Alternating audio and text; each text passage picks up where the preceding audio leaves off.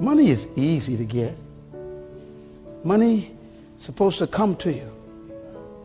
So if it keeps moving away from you, it is telling you something you can't manage. I'm serious about this. Let me show you some scriptures here. Because God does not encourage waste. And that's God's problem with most of us. We don't manage. We waste things. I put it to you this way.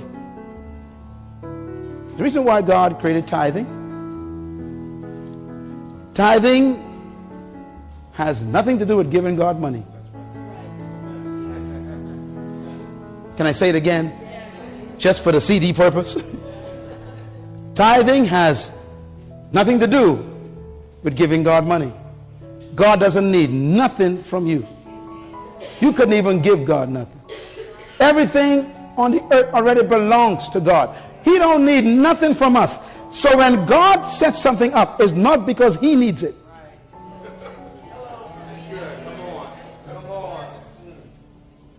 Tithing and offerings is God's management training program for mankind.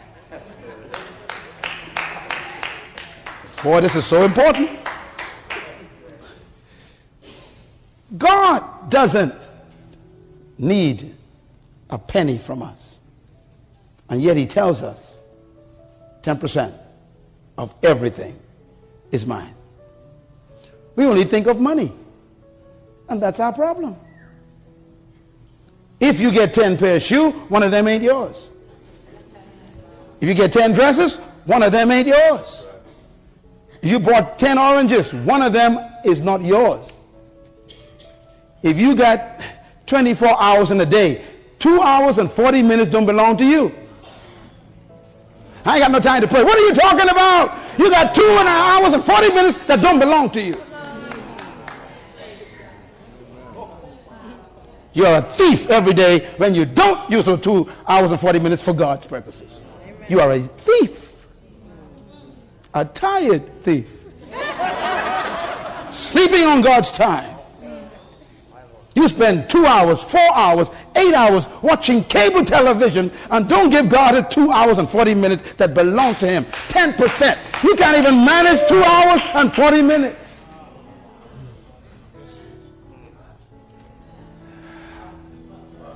You're trying to get money. It ain't money ain't your problem. Management is your problem. God could any time of day command you to give the dress away in your closet. One of them ain't yours.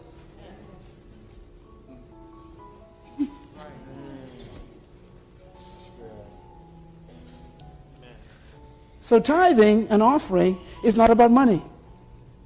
It's about management. Can you consistently, God says, put aside 10% of everything for my purposes? That's tithing. Can you consistently? Now, let me tell you something. Listen to me. 100% of everything belongs to God. What did I say? 100% of everything belongs to God. No. Say it again. What did I say? 100% of everything belongs to God. Okay.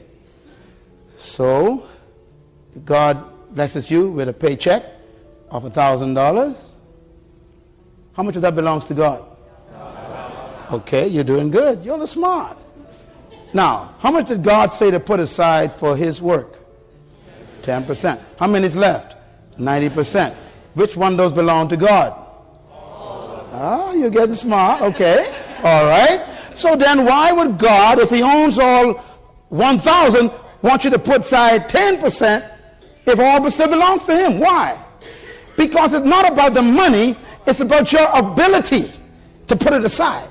Your will, your control, your discipline to put it aside. He's after your discipline. Yes. Wow. If you can manage the 10% properly, then he is happy to trust you with the 90% that's left.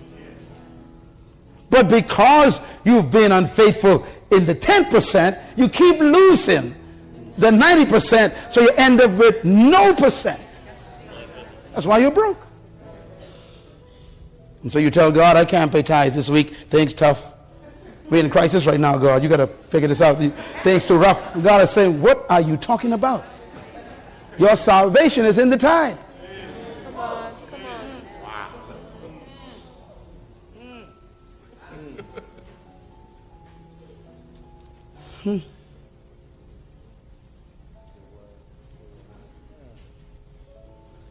Let me take you one step further. This is what tithing does to you. Number one, what's the first word? Accountability. Write it down. Now, each one of these words is management. If you keep paying your tithes and giving your offering, you automatically first become accountable. What's the second word? Discipline. Discipline. For you to put that aside every single time, it takes control. What's the third word? Honesty. Honesty. For you to be a tither, that means no one's watching except God. And he knows if you're paying it or not. You can lie to everybody else, but God knows if you're paying 10%. That means it makes you honest. And managers must be honest. What's the fourth word?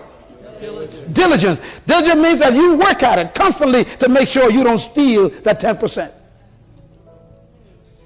That's what managers are supposed to do. What's the next word? Oh my God. That's what's wrong with managers. They are unfaithful. And it takes faithfulness to tithe. What's the last one? Trustworthiness. Trustworthiness. For you to manage a tithe, God got to trust you every time. I just gave you the characteristics of a manager. They are accountable. They are honest. They are diligent. They are faithful. They are trustworthy.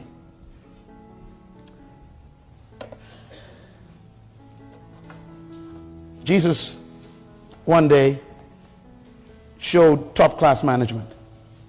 One day he had 5,000 people in a field, and they were all hungry, and there was, they say, plus women and children, so they must have had about 12,000, and he is about to distribute some resources to them. I want you to watch him at work, okay? Matthew 6, verse 40. It says, so they sat down in groups of hundreds and fifties. That's administration, organization. Then he took the 5 loaves and the 2 fishes. That's the resources.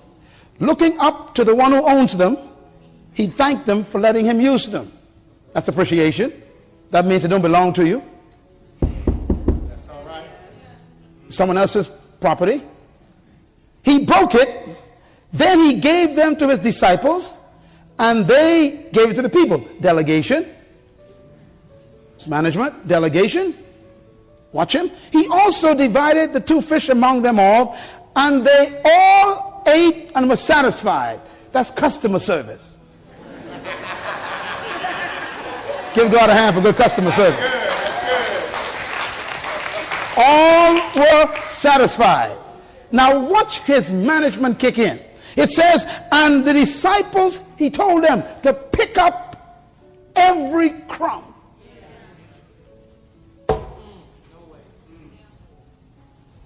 Ladies and gentlemen, I want you to imagine this. 12,000 people in an open field, breaking bread and pieces of fish.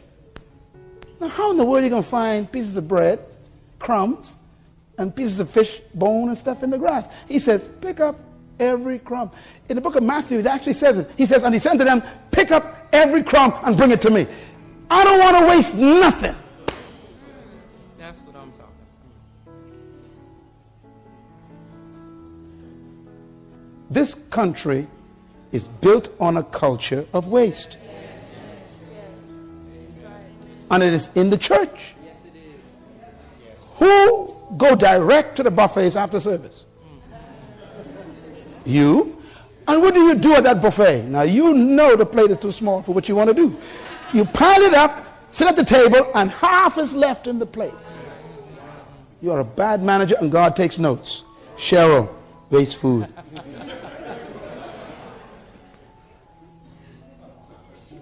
That ain't funny. He made them pick up the crumbs. It was not the crumbs that were important. It was the lesson he was teaching. You don't waste the crumb. When we started our ministry, we had a building a little smaller than this. Man, I would teach as if I was teaching to 1 million people. We had our one camera set up in the center. And we would clean everything. We had our sets, speakers, everything. I tell them, this is God's property. No paper in the bathroom. I said, don't call no janitor for nothing. If you find it, fix it. Why? Because God's watching us. And if He can't manage this little building, that ain't ours, He'll never trust us with one of our own.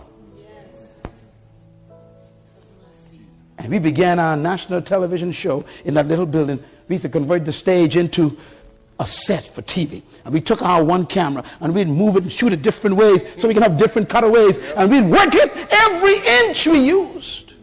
And our program became the #1 program in the country for 10 years. And when folks came to see where we shot it, they went into shock. Did you shoot it here? Yes, sir. We thought you had a big studio. No, we don't. We got a big mind. Give God a hand for management. I remember when our prime minister came to be a guest on our show. He had to come to a little shopping center, all the police and all the guards, and he came walking. He says, Brother Miles, is this where you... I said, yes, sir, this is it. This is the studio. He said, I thought you had a big place. I said, I got a big mind. He said, you manage this well. And there was the head of my country sitting in that little building on a stage for 1 hour, interviewed by me. And that show became the highest viewing show in the country's history. From a little place that we managed. Today, we built the largest meeting place in the country. We own it. We have block-to-block property. The whole block is ours. We own 57 acres on the beach. When you are faithful over another man's property, God will give you property of your own. I want to say to Grace Church, make this as if it's yours. God's watching you. He's watching how you park your cars in the people's parking spaces. He's watching how you handle the bathroom and the tissue on the floor. He's watching how the kids write and mark. So he's watching everything. Can they handle the big times God is watching for? Can they handle the big times? It's management.